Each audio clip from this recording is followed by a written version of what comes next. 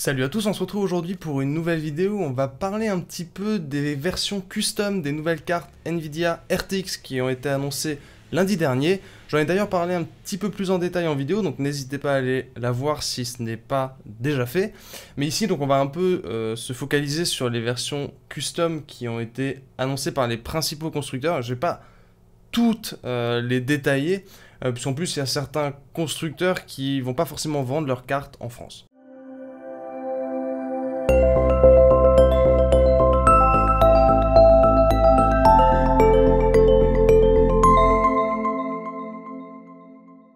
On va commencer en douceur avec Asus qui a pas spécialement pris de risque sur cette série RTX, mais qui a quand même, en dehors des versions Blower Fan, augmenté pas mal l'épaisseur des radiateurs pour pouvoir emmagasiner le TDP important des 2080 et 2080 Ti.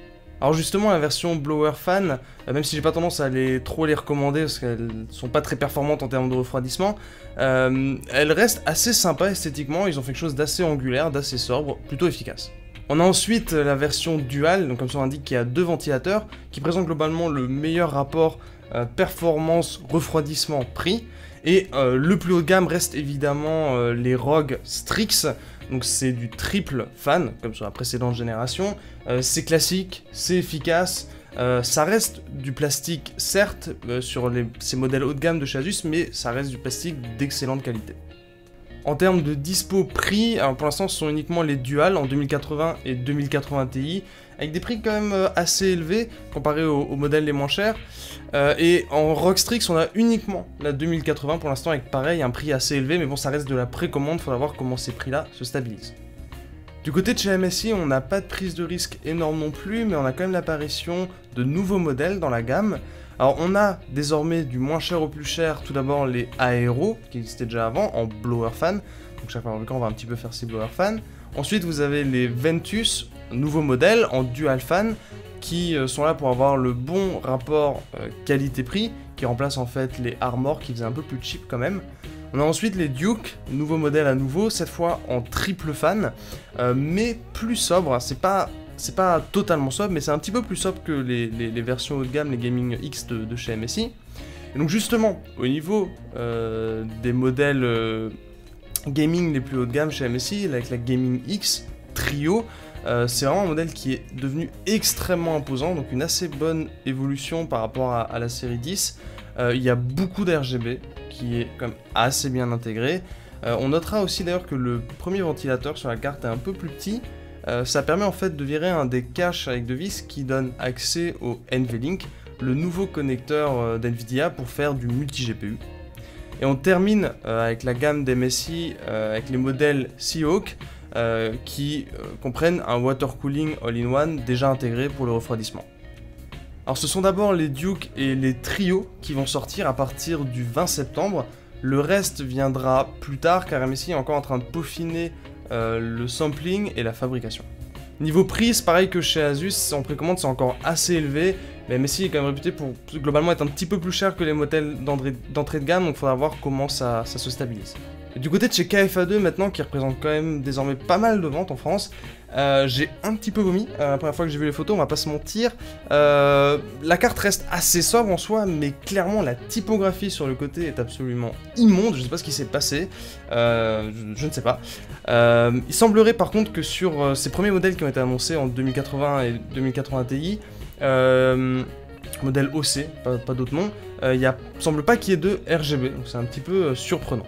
Par contre, ce qui m'a un petit peu surpris, c'est que pour l'instant, les prix en précommande sur les modèles de chez KFA2 sont assez élevés. On a 1300 € sur la 2080 Ti et 900 € sur la 2080.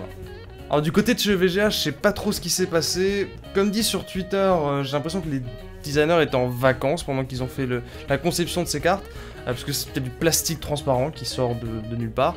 Enfin bref, mais toujours est-il qu'on a évidemment du Dual Fan avec la gamme XC et XC2 qui implémente l'ICX2, qui est une petite techno qui permet de gérer les ventilateurs indépendamment. Et il y a du triple fan évidemment avec les Force Wind 3. Il y a aussi des déclinaisons ultra de ces modèles avec des fréquences plus élevées, mais pas encore annoncées, et qui sont systématiquement accompagnées d'un radiateur beaucoup plus épais, donc la carte fera 3 slots et non 2. Et pour compliquer un petit peu tout ça, les modèles XC2 et FTW3 sont systématiquement en version 3 slots. EVGA annonce évidemment de meilleures températures et un fonctionnement plus silencieux sur ces cartes, mais il faudra voir ce que ça donne dans la pratique. Chez Gigabyte, on est vraiment dans la lignée des cartes de la série 10. Le plastique, c'est clairement un des moins haut de gamme des modèles qui sont dispo, mais l'avantage c'est que c'est un peu moins cher, et esthétiquement c'est simple et efficace avec une backplate qui est très sympa en alu brossé. Alors on a, comme dit c'est dans la lignée, hein, donc on retrouve des WindForce OC et de la Gaming OC, comme ce qu'on avait avant. Les deux modèles sont similaires en apparence, mais les versions Gaming disposent d'un radiateur plus imposant et d'une phase d'alim un peu plus péchue, donc ça va permettre aussi un petit peu d'overclocker. Donc perso, je recommanderais plutôt les versions Gaming OC. On termine avec une petite mention spéciale pour Zotac avec ses cartes AMP et Triple Fan qui sont pareilles dans la lignée globalement de la série 10, avec certes un peu moins de jaune qui est marqué. Et il y a aussi Palit qui est depuis peu disponible chez les revendeurs français. Voilà, dans tous les cas, j'espère que cette vidéo vous aura plu et que ça vous a permis d'avoir une petite idée des versions custom de cartes Nvidia RTX qui vont bientôt être disponibles sur le marché, donc à partir du 20 septembre. Si vous avez des questions, n'hésitez pas à me les poser dans les commentaires et on se retrouve très bientôt pour une nouvelle vidéo.